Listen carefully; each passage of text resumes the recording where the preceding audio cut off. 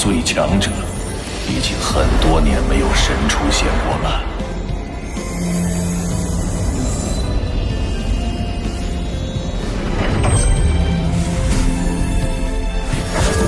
小雪，你是爷爷的骄傲，带领武魂帝国走向巅峰，离成就神级只差最后一考。亲自来和你谈，你还敢违抗，我们就可以废掉你的教皇之位。你还有什么要说的吗？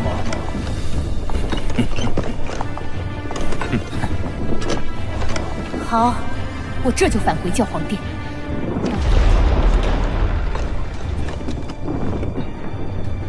娜娜，我们走。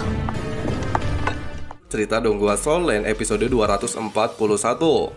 Seperti pada episode sebelumnya, durasi pada episode kali ini masihlah sangat pendek, tapi benar-benar mirip seperti spoiler yang Mimin berikan 1 minggu yang lalu ya kan? Di episode sebelumnya, Qian Rensu akhirnya berhasil menyelesaikan ujian ke-8-nya dan hanya tersisa 1 langkah lagi menjadi seorang dewa malaikat. Meskipun hal tersebut dikarenakan hasutan dari sisi kegelapannya, namun pada dasarnya, sebagai seorang pemuja besar, memanglah sudah menjadi tugas Xiando Liu untuk memastikan sang pewaris mewarisi tata dewa malaikat. Di sisi lain, Tang San akhirnya mengutarakan niatnya kepada para petinggi kerajaan Tiando serta ayah dan gurunya untuk segera kembali ke Pulau Dewa Laut demi mewarisi posisi Sigad, sehingga dia bisa membawa kerajaan Tiando memenangkan perang. Tidak lama, Tang Hou akhirnya mewariskan teknik rahasia Sekte Hotian kepada putra semata wayangnya, yang dimana teknik itu disebut Great Summary Hammer. Oke lah, sebelum masuk ke alur cerita episode 241-nya, jangan lupa subscribe ya. Nyalain juga tombol notifikasinya biar kalian gak ketinggalan updatean video-video terbarunya. Cari posisi rebahan yang paling nyaman, simetriskan pandangan kalian, and enjoy your time. Pertama, Tang San mulai melakukan latihan dan metode kultivasi rahasia Sekte Hotian seperti yang sudah ayahnya ajarkan. Sedangkan Xiao bersama Ah Yin terlihat terus memantau perkembangan Tang San.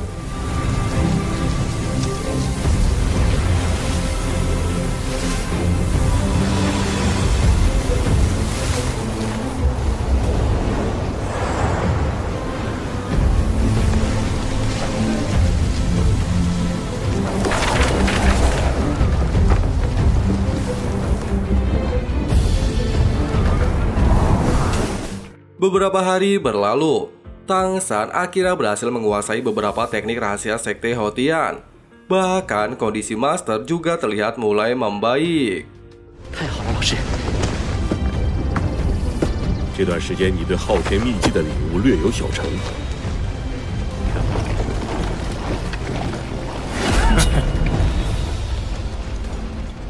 Nah, mengetahui jika 4 klan Sekte Tang saat ini masih memiliki dendam sangat dalam kepada Sekte Hotian, Tang San meminta Master untuk menempatkan Sekte Hotian di camp lainnya. Hal tersebut bertujuan untuk menghindari perselisihan antara Sekte Hotian dan Sekte Tang. Nah, di sini Mimin jelasin sedikit. Meskipun saat ini Tang San adalah pemimpin tertinggi dari Sekte Hotian dan Sekte Tang, namun dendam antara 4 klan atribut tunggal terhadap Sekte Hotian masihlah belum bisa terdamaikan. Pasalnya di masa lalu, 4 klan tersebut awalnya adalah bawahan dari Sekte Hotian. Namun dikarenakan Sekte Hotian saat itu sangat egois untuk mengasingkan diri, 4 klan atribut tunggal harus hidup terlantar selama berpuluh-puluh tahun.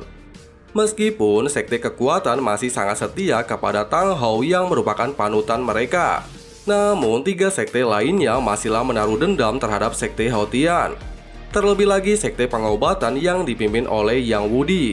Nah, dikarenakan masalah tersebut sangatlah rumit dan mereka berada di medan perang yang sangat mendesak, Master tidak memiliki pilihan lain selain mengikuti strategi Tang San untuk memisahkan mereka di camp yang berbeda. Di sisi lain di benteng Jeling, Bibi Dong terlihat sedang melakukan adu argumen dengan pemuja kedua. Pasalnya, pemuja kedua secara paksa meminta Bibi Dong meninggalkan benteng Jeling dan kembali ke istana Wuhun. Ya, jelas saja ucapan tersebut membuat Bibi Dong sangat kesal. Dia mengatakan jika dirinya adalah pemimpin tertinggi Kekaisaran Wuhun. Namun, Boya Emas menegaskan, jika para tetua memiliki hak untuk memberhentikan pemimpin suci. Terlebih lagi, karena kepemimpinan Bibi Dong yang kacau balau, benteng Jeling saat ini mengalami masa krisis. Jika dirinya dan 5 pemuja lainnya tidak datang tepat waktu, kemungkinan besar benteng Jeling akan dikuasai oleh pihak Tiando. Dengan kesalahan tersebut, mereka seharusnya bisa memecat Bibi Dong sebagai pemimpin suci. Namun untungnya Xian Doliu masih berbelas kasih kepadanya dan hanya meminta dirinya kembali ke istana Wuhun.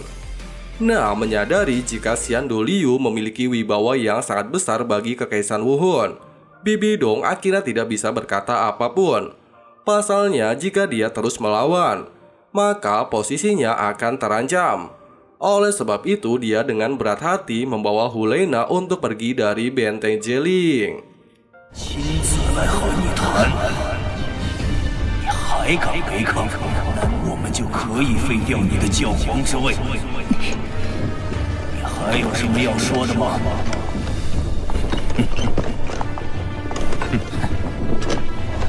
好，我这就返回教皇殿。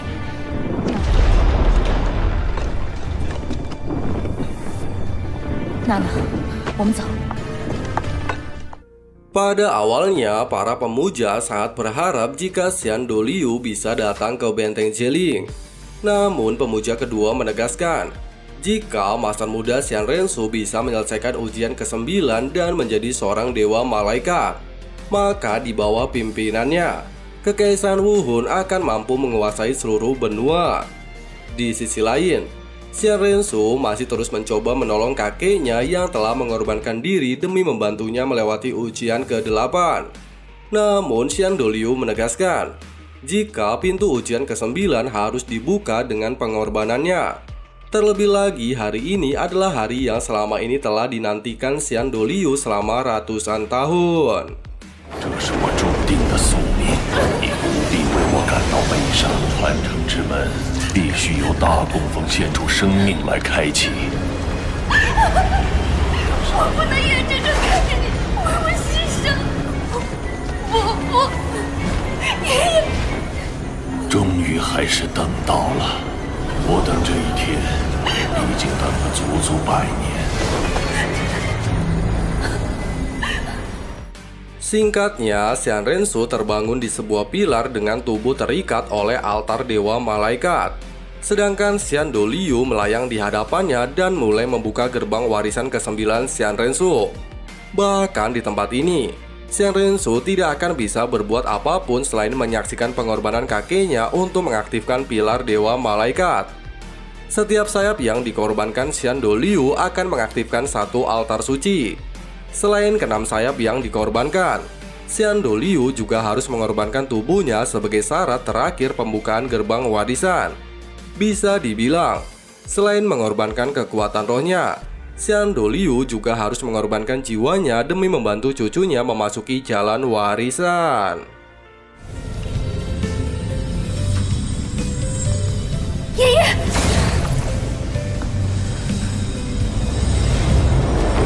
现在不可能阻止我，让天使重回人间，你将让这里光辉重现。我的后人终将成为大陆的最强者，已经很多年没有神出现过了。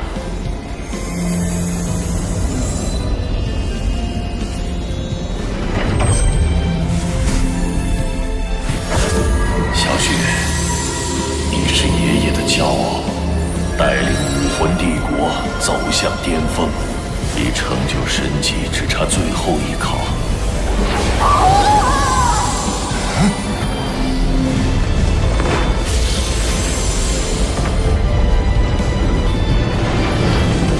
小雪，原谅爷爷，我把天使一族长久以来的使命无论承受多么大的痛苦，原谅爷爷，一直把如此重的责任压在你的肩上，陪你走下去了。 Di sisi lain, Tang San masih terlihat melakukan kultivasi rahasia Sekte Haotian. Bahkan kekuatan surga misteriusnya juga mengalami perubahan dan saat ini memiliki warna keemasan. Tidak lama, Xiao datang menemui Tang San. Di sini, Tang San juga mengungkapkan bahwa dirinya akan segera melakukan perjalanan menuju Pulau Dewa Laut. Namun melakukan perjalanan terpisah dengan rekan-rekannya, di mana dirinya akan terlebih dahulu pergi ke hutan Stardo untuk mencari cincin roh. Sedangkan Xiao dan yang lainnya akan pergi ke pantai terlebih dahulu.